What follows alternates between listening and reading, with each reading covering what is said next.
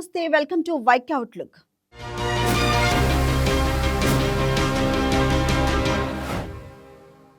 ఆంధ్రప్రదేశ్ రాజకీయం మళ్లీ హీట్ ఎక్కింది.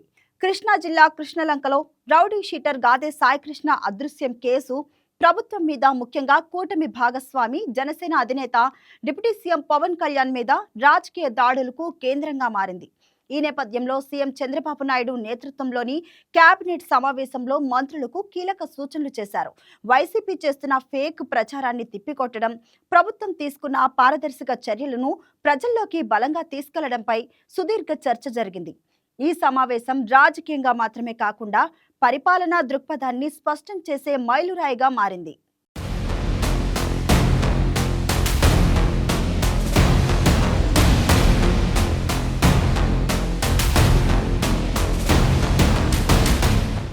ఆంధ్రప్రదేశ్ రాజకీయాల్లో తీవ్ర సంచలనం రేపిన రౌడీ షీటర్ గాదే సాయికృష్ణ అదృశ్యం కేసు ఇప్పుడు రాజకీయంగా కీలక మలుపు తిరిగింది.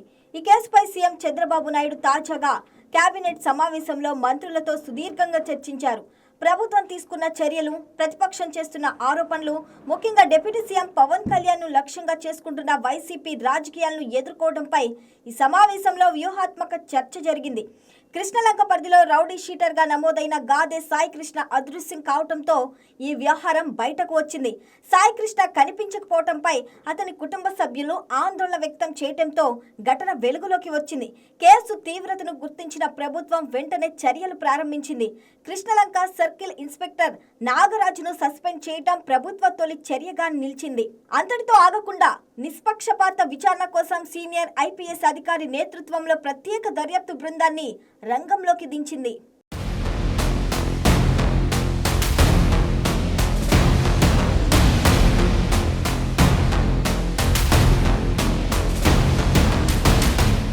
ఈ కేసుపై జరిగిన కేబినెట్ భేటీలో సీఎం చంద్రబాబు నాయుడు మంత్రులకు స్పష్టమైన దిశానిర్దేశం చేశారు.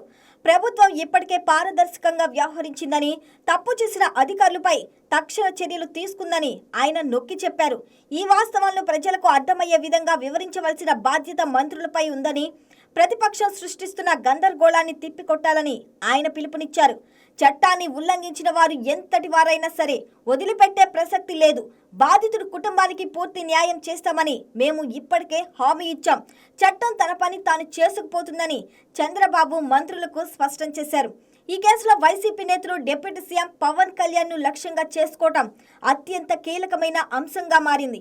ఈ విషయంపై చంద్రబాబు తీవ్రంగా స్పందించారు. సాయికృష్ణ అదృశ్యం కేసుతో పవన్ కళ్యాణ్ కు ఎలాంటి సంబంధం లేదని, అయినప్పటికీ వైసీపీ నేతలు ఆయనను కావాలని వివాదంలోకి లాగుతున్నారని చంద్రబాబు ఖండించారు. ఇది కేవలం రాజకీయ కక్షతో చేస్తున్న వ్యక్తిత్వ హనన ప్రయత్నమని అభివర్ణించారు. ప్రభుత్వం తప్పు చేసిన అధికారులపై కఠిన చర్యలు తీసుకుంటుంటే దాన్ని పక్కన పెట్టి పవన్ కళ్యాణ్ పై బురద జల్లటమే లక్ష్యంగా ప్రతిపక్షం కుట్రపూరిత రాజకీయం చేస్తుందని ఆయన మండిపడ్డారు. ప్రభుత్వ చర్యలను నీరుగార్చడానికి, ప్రజల దృష్టిని మళ్లించడానికి వైసీపీ ఈ వ్యూహాన్ని అనుసరిస్తుందని చంద్రబాబు అభిప్రాయపడ్డారు.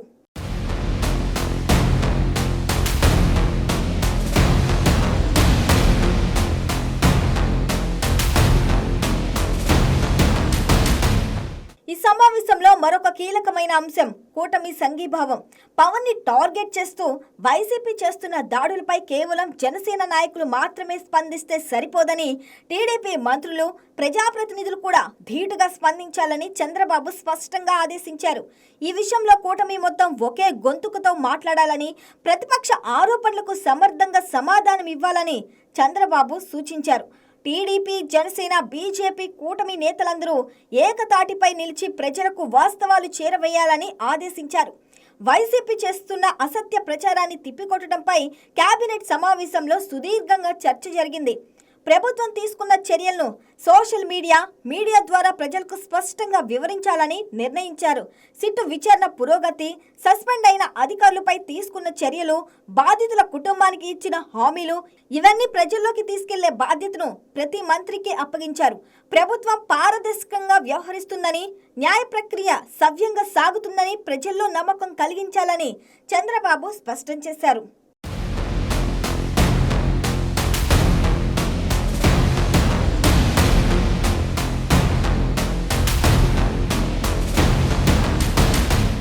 ఈ కేసు రాజకీయంగా చాలా సున్నితమైనది. ఒకవైపు బాధితుడి కుటుంబానికి న్యాయం అనే మానవీయ కోణం, మరోవైపు దీన్ని అడ్డుపెట్టుకొని జరుగుతున్న రాజకీయ ఆరోపణలు, ఈ రెండింటి మధ్య ప్రభుత్వం సమతుల్యంగా నడవలసిన అవసరం ఉంది. వైసీపీ ఈ కేసులో పవన్ కళ్యాణ్ తో ముడిపెట్టడం వెనుక స్పష్టమైన రాజకీయ లక్ష్యం ఉంది. జనసేన నాయకుడిపై ప్రజల్లో అపప్రద కలిగించడం. కానీ చంద్రబాబు ఈ వ్యూహాన్ని ముందే పసిగట్టి మంత్రులను సంసిద్ధం చేశారు. గాదే సాయికృష్ణ అదృశ్యం కేసు కేవలం పోలీసు వ్యవహారంగా మిగిలిపోకుండా రాజకీయంగా వేడెక్కిన అంశంగా మారింది.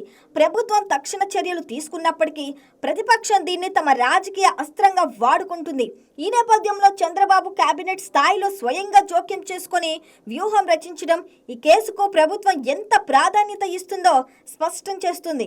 బాధితుల కుటుంబానికి న్యాయం, చట్టాన్ని ఉల్లంఘించిన వారికి శిక్ష, ఈ రెండు జరుగుతాయని ప్రభుత్వం స్పష్టం చేస్తున్న నేపథ్యంలో సిట్ విచారణ ఫలితాల కోసమే ఇప్పుడు అంతా ఆతృతగా ఎదురు చూస్తున్నారు.